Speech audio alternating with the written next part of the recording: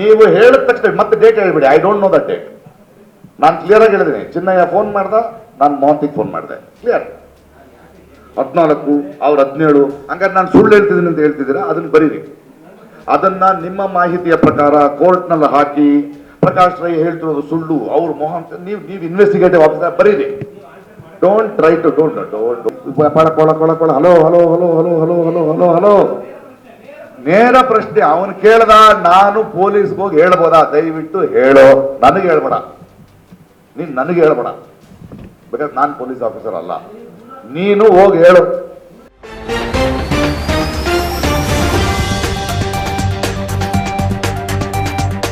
ಸುದ್ದಿಗಾರ ಈಗ ನಿಮ್ಮ ಕೇಬಲ್ ನೆಟ್ವರ್ಕ್ನಲ್ಲಿ.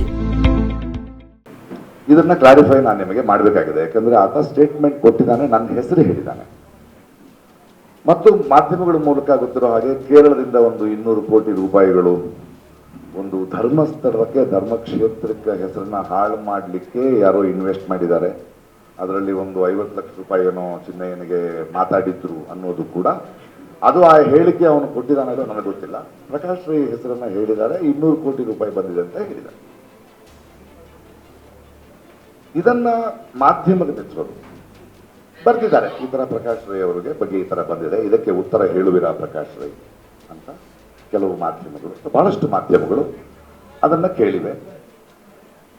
ಇನ್ನೊಂದಷ್ಟು ಮಾಧ್ಯಮಗಳು ಆಗಲೇ ಜಡ್ಜ್ಮೆಂಟ್ ತಗೊಂಡಿದ್ದಾರೆ. ಈ ಬುರ್ಡೆ ಗ್ಯಾಂಗಿನಲ್ಲಿ 200 ಕೋಟಿಯಲ್ಲಿ ಎಷ್ಟು ಬಂತು, ಇವನು ಈ ಹಿಂದೂ ವಿರೋಧಿ, ಇದರ ಒಂದು ಜಡ್ಜ್ಮೆಂಟ್ ಅಲ್ಲಾಗಿ ಬರ್ತಿದ್ದಾರೆ ಅವರು. ಓಕೆ, ನಾನು ಇಮಿಡಿಯೇಟ್ ಆಗಿ ನಾನು ಬೇರೆ ದೂರದಲ್ಲಿದ್ದೆ, ಇಮಿಡಿಯೇಟ್ ಆಗಿ ಬಂದು ಹೇಳಬೇಕಾಯ್ತು. ಬಟ್ ಮೊನ್ನೆ ಇಡಬೇಕಾಗಿತ್ತು, ನಮ್ಮ ಇಂದ್ರಾ ಲಂಕೇಶ್ ಅವರು ತಿಳ್ಕೊಂಡಿದ್ರೆ ನಾನು ಬರೋಕ್ಕಾಗಲ್ಲ, ಇವತ್ತು ಬಂದಿದೆ. ಧರ್ಮಸ್ಥಳ ಪ್ರಕರಣದ ಹಿನ್ನೆಲೆಯನ್ನು ನಾವು ನೋಡುವಾಗ ಅದು ನಡೀತಿತ್ತು. ನೀವು ಪ್ರಕಾಶ್ ರೈ ಸೋಷಿಯಲ್ ಮೀಡಿಯಾದಲ್ಲಿ ಧರ್ಮಸ್ಥಳದ ಬಗ್ಗೆ ಯಾವಾಗ ಮಾತಾಡಿದ್ದಾರೆ? ಯಾವತ್ತೂ ನಾನು ಧರ್ಮಸ್ಥಳಕ್ಕೆ ಹೋದವನಲ್ಲ. ಗಣೇಶ್ ಮಠ ಇವರ ಮಠಣ್ಣನವರು ಇವ್ರನ್ನ ಯಾರನ್ನೂ ಭೇಟಿ ಮಾಡಿದವನು ಅಲ್ಲ ನಾನು. ಆದರೆ ಅಲ್ಲಿ ಒಂದು ವೈದ್ಯಕೀಯ ಸಾವಾಗಿದೆ, ಒಂದಷ್ಟು ಸರಣಿ ಸಾವುಗಳಾಗ್ತಿದೆ, ನ್ಯೂಸ್ ಆಗ್ತಿದೆ ಅನ್ನೋದ್ರ ಬಗ್ಗೆ ಆತಂಕ ಪಟ್ಟವರು ನಿಜ. ದಿಢೀರ್ ಅಂತ ನಮಗೆಲ್ಲ ಗೊತ್ತಿರೋ ಹಾಗೆ ಒಬ್ಬನು ಬಂದು ಮಂಡ್ಯದಿಂದ ಒಬ್ಬನು ಬಂದಿದ್ದಾನಂತೆ, ಅವನು ಅಲ್ಲಿ ಕೆಲಸ ಮಾಡ್ತಿದ್ದಂತೆ, ಅವನು ಹೆಣಗಳನ್ನು ಕೂತು ಹಾಕಿದ್ದಾನೆ ಅಂದ ತಕ್ಷಣ ಎಲ್ಲ ಭಕ್ತರು ಎಲ್ರಿಗೂ ಡಿಸ್ಟರ್ಬ್ ಆಗಿದ್ದಾರೆ, ನಮ್ಮಂತವ್ರು ಡಿಸ್ಟರ್ಬ್. ನಾನು ಸ್ವಲ್ಪ ಸೋಷಿಯಲ್ ಆಕ್ಟಿವಿಸ್ಟ್, ಏನಿದು ಹಿಂಗಾಗ್ತಿದೆ ಅಂದಾಗ ನಾನು ನನಗೆ ನೆನಪಿರುವ ಹಾಗೆ ಮತ್ತು ನಿಮ್ಮ ದಾಖಲೆ ಇರುವ ಹಾಗೆ ಇಮಿಡಿಯೇಟ್ ಆಗಿ ಸರ್ಕಾರಕ್ಕೆ ಒತ್ತಾಯ ಮಾಡ್ತೀವಿ. ನೋಡಿ, ಅನವಸರವಾಗಿ ಯಾರೋ ಮಾಡಿದ್ದಾರೆ ಅಂತ ಕೆಲವರು ಶುರು ಮಾಡ್ಕೊಂಡಿದ್ದಾರೆ, ಅದೆಲ್ಲ ಇಂಪಾರ್ಟೆಂಟು. ಇದು ನಡೆದಿರೋದು ನಿಜ. ಇದ್ರ ಬಗ್ಗೆ ಒಂದು SIT ತಂಡ ಮಾಡಿ ಅಂತ ಸಿದ್ದರಾಮಯ್ಯನವ್ರಿಗೆ ಮಿಕ್ಕದವ್ರಿಗೆ ನಾವು ಒತ್ತಡ ಹಾಕ್ತೀವಿ. ನಾವುಗಳು ಆಮೇಲೆ ಹಾಕಿದ್ಮೇಲೆ ಸರಿಯಾದವ್ರನ್ನ ಆಯ್ಕೆ ಮಾಡಿ ಅಂತೀವಿ. ಕೊನೆಗೆ ಮೊಹಾಂತಿ ಅಂತ ಬಹಳ ದಕ್ಷ ಅಧಿಕಾರಿನ ಮಾಡಿದಾಗ ನಾನೇ ಟ್ವೀಟ್ ಮಾಡ್ತೀನಿ, ಒಳ್ಳೆ ವಿಷಯ, ಒಳ್ಳೆ ಆಫೀಸರ್ನ ಹಾಕಿದ್ದೀನಿ ಅಂತ. ಹೀಗಿರ್ಬೇಕಾದ್ರೆ ನನಗೆ ಒಂದು ಫೋನ್ ಬರುತ್ತೆ, ಮೊಹಂತಿ ಅವರು ಇನ್ನೂ ಈ ಚಿನ್ನಯ್ಯನ್ನ ಭೇಟಿ ಮಾಡಿಲ್ಲ, ಅವರು ಚಾರ್ಜ್ ತಗೊಂಡಿದ್ದಾರೆ. ನನಗೆ ಒಂಥರದ್ದು ಗಿರೀಶ್ ಮಟ್ಟಣ್ಣನವರಿಂದ ಫೋನ್ ಬರುತ್ತೆ. ಫೋನ್ ಎತ್ತೀನಿ, ಯಾಕಂದ್ರೆ ನನ್ನ ಫೋನು ಬಹಳ ಕಾರಣಗಳಿಗೆ ಬಹಳ ವಿಷಯಗಳು ಕರೀತಾರೆ. ರೈತರ ಹೋರಾಟ ಕರೀತಾರೆ, ಏನು ಇಲ್ಲ, ಮಾಸ್ಕ್ ಒಬ್ಬ ವ್ಯಕ್ತಿ ಇದಾನಲ್ಲ, ಮಾಸ್ಕ್ ಅವಾಗಿನ ಮಾಸ್ಕ್ ಇಲ್ಲ, ಒಬ್ಬ ವ್ಯಕ್ತಿ ಇದಾನಲ್ಲ, ಅವ್ನು ನನ್ನ ಜೊತೆ ಇದ್ದಾನೆ, ನಿಮ್ಮ ಜೊತೆ ಮಾತಾಡ್ಬೇಕಂತೆ. ಹೇಗಿರ್ಬೋದು? ನನಗೆ ನಡೀತಾ ಇದೆ, ನೇರವಾಗಿ ನನಗೆ ಒಂದು ಎವಿಡೆನ್ಸ್ ಬರ್ತಾ ಇದೆ, ಕೊಡಿ ಫೋನು. ತಮಿಳಿನಲ್ಲಿ ಮಾತಾಡ್ದ, ಅರೆ ಇವನು ನಮ್ಮ ಮಂಡ್ಯದವರು ಅಂತ ಇದ್ರಲ್ಲ, ಬಿಂಬಿಸಿದ್ರು, ತಮಿಳಿನಲ್ಲಿ ಕೇಳಿಸ್ಕೊಂಡೆ. ಏನಪ್ಪ ಅಂದೆ, ನಾನು ಉಂಗಳೇ ಪಾಕನು, ನನ್ನ ಯಾಕಪ್ಪ ನೋಡ್ಬೇಕು, ಏನು ಗೊತ್ತು ನನಗೆ ಎಷ್ಟು. ಹಾಗಾದ್ರೆ SIT ಫಾರ್ಮ್ ಮಾಡಿದ್ದಾರೆ, ಹೋಗು. ಅದು ಸರ್ ಧೈರ್ಯ ಇಲ್ಲ ನನಗೆ. ನೋಡಪ್ಪ, ನನ್ನನ್ನು ಮೀಟ್ ಮಾಡೋದಲ್ಲ ಬೇಡ, ನಿನಗೇನಾದ್ರು ಹೇಳ್ಬೇಕಾದ್ರೆ ನೀನು ರೆಕಾರ್ಡ್ ಮಾಡಿ ವಾಯ್ಸ್ ಕಳಿಸು, ನಾನು ಇಸ್ಕೊಳ್ಳಿ. ಇಮಿಡಿಯೇಟ್ ಆಗಿ ರೆಕಾರ್ಡೆಡ್ ವಾಯ್ಸ್ನಲ್ಲಿ ಏನೇನೋ ಬಡಬಡಿಸ್ದ. ನಾನು ನನ್ನ ಲಾಯರ್ಗೆ ಫೋನ್ ಮಾಡಿದೆ, ನೋಡಿ ಇಡೀ ದೇಶದಲ್ಲಿ ಮಾಧ್ಯಮಕ್ಕೆ ಯಾರಿಗೂ ಏನೂ ಗೊತ್ತಿಲ್ಲ, ನನಗೆ ನೇರವಾಗಿ ಫೋನ್ ಬಂದಿದೆ, ನಾವೇನು ಮಾಡಬೇಕೀಗ? ಇಮ್ಮಿಡಿಯೇಟ್ ಆಗಿ ನಾನು ಆ ದಿನವೇ ಇವ್ರಿಗೆ ಫೋನ್ ಮಾಡಿದೆ, ನಮ್ಮ ಮೊಹಂತಿ ಅವರಿಗೆ. ಮೊಹಂತಿ ಸರ್, ಇದು ಫಾರ್ವರ್ಡು ಈ ಥರ ಇದೆ, ನಾನು ನಿಮ್ಮನ್ನು ಭೇಟಿ ಮಾಡಕ್ಕೆ ಬರ್ತಾ ಇದ್ದೀನಿ ಅಂತ ನೇರವಾಗಿ ಅಪಾಯಿಂಟ್ ತೊಗೊಂಡು ಬಂದು, ನೀವು ಮಂಡ್ಯದವರ ತಮಿಳು ಮಾತಾಡ್ತಾರೆ, ಅದು ಯಾವ ಭಾಷೆ ಪ್ರಕಾಶ್? ನೀವು ಹಲವು ಭಾಷೆ ಮಾತಾಡ್ತೀರ, ಅದು ತೆಲುಗು ಮಿಕ್ಸ್ ಆಗಿದೆ ಸರ್, ಇದು ವಿಷಯ, ನಾನು ಅದನ್ನು ಕರೆಸಿ ಮಾತಾಡ್ತೀನಿ, thank you for the information, it is helping me to investigate. ನಾನು ಕೊಟ್ಕೊಡಿ. ಒಂದು ಸ್ವಲ್ಪ ದಿನ ಆದಮೇಲೆ ಕೇಳ್ತೀನಿ, ಏನಾಯಿತು sir?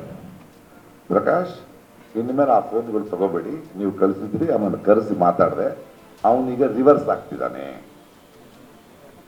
Okay sir thank you. So ಅವನು ಹೇಳಿರೋದು ಕರೆಕ್ಟು, ಅವನು ನನಗೆ ಫೋನ್ ಮಾಡಿದ್ದು ಕರೆಕ್ಟು. ಆದರೆ ಒಬ್ಬ ಪ್ರಜೆಯಾಗಿ ನಾನು ಇಮಿಡಿಯೇಟ್ ಆಗಿ ಇವರೇ ಮಾಡಿದ್ದಾರೆ ಅಂತ ಧರ್ಮಸ್ಥಳದ ಆಂದೋಲನಕ್ಕೆ ಹೋಗಲಿಲ್ಲ. ಯಾರ ಜೊತೆ ಕೂತ್ಕೊಳ್ಳಿ, ಯಾಕಂದ್ರೆ ಒಟ್ಯಾಂತರ ಭಕ್ತರು ಬರೋ ಸ್ಥಳ ಅದು. ಆ ಪ್ರಕರಣ ಧರ್ಮಸ್ಥಳದಲ್ಲೂ ನಡೀಬಾರ್ದು, ಬಿಡದಿಲ್ ನಡೀಬಾರ್ದು, ಬೆಂಗಳೂರಲ್ಲಿ ನಡೀಬಾರ್ದು. ನಮಗೆ ಬೇಕಾಗಿರೋದೇನು? ಸೌಜನ್ಯ ಸತ್ತಿದ್ದಾಳೆ, ಇಷ್ಟು ಹೆಣ್ಮಕ್ಳು ಮಾಡಿದ್ಯಾರು? ಬೇರೆಯವರು ಬೇರೆ ಬೇರೆ ರಾಜಕೀಯ ಉದ್ದೇಶನ ಅವ್ರು ಮಾಡಿದ್ದಾರೆ ಅನ್ಕೊಳ್ತೀವಿ, ಅವ್ರು ಮಾತಾಡ್ಕೊಳ್ಳಿ. ನಾನು ಯಾವ ಹೋರಾಟಕ್ಕೂ ಹೋಗಿಲ್ಲ. ಅದನ್ನ ಕೋರ್ಟ್ ಹೇಳ್ಬೇಕು, ನಾವು ಪ್ರಶ್ನೆ ಮಾಡ್ಬೇಕು. ನಾವೇನ್ ಮಾಡ್ಬೇಕು? ಕಾನ್ಸ್ಪಿರಸಿ ಆಂಗಲ್ ಇದೆ, ಯಾಕೆ ಅರೆಸ್ಟ್ ಮಾಡ್ತಾ ಇಲ್ಲ? ಯಾಕಂದ್ರೆ ಅಲ್ಲ, ಒಂದ್ ನಿಮಿಷ, ಕೊಲೆಗಳು ನಡೆದಿರೋದು ನಿಜ, ಕೊಲೆಗಾರರೆಲ್ಲೋ ಇದ್ದಾರೆ. ಇದು ಎರಡರ ಜೊತೆ ಒಂದು ವೇಳೆ ಯಾರಾದರೂ ಧರ್ಮಸ್ಥಳಕ್ಕೆ ಧಕ್ಕೆ ತರಬೇಕು ಅಂತಾನೆ ಕಾನ್ಸ್ಪಿರೇಷನ್ ಮಾಡಿದ್ರೆ ಅದು ಇನ್ನೊಂದು crime. It is a very big crime. It is a big crime. ಅವ್ರ ಪರ್ಸನಲ್ ಅಜೆಂಡಾ ಅಲ್ವೋ, it is hurting the sentiments of the people. It is a bigger crime. ಆ ಕಾನ್ಸ್ಪಿರಸಿ ಇದೆ ಅನ್ನೋದಾದ್ರೆ SIT ರಿಪೋರ್ಟ್ ಕೊಟ್ಟಿದ್ರೆ ಯಾಕೆ ಆಕ್ಷನ್ ತಗೊಳ್ತಿಲ್ಲ? ಕಾರಣ ಇರಬೇಕು, ಆಗ್ಲಿ, ಅದು ಆಗ್ಬೇಕು, ಕೊಲೆಗಾರರನ್ನು ಕಂಡುಹಿಡಿಬೇಕು ಅಲ್ವಾ? ಆಗ್ಬೇಕದು. ಒಂದು ವೇಳೆ ಅದೇ ನೋಡಿ, ಕೇಳಿದ್ರಲ್ಲ ಬಿಡದಿಗೆ ಹೋಗ್ತೀರಾ ಅಂತ, ನಾವು ಜಾಗರೂಕವಾಗಿರೋದಂಗೆ ಮಾಡ್ದಂಗೆ ಮಾಡ್ತಾರೆ, ಟಕ್ಕಂಗೆ ಮಾಡ್ಕೊಂಡ್ಬಿಡ್ತಾರೆ, ನಮ್ಮನ್ನು ಯೂಸ್ ಮಾಡ್ಕೊಂಡ್ಬಿಡ್ತಾರೆ.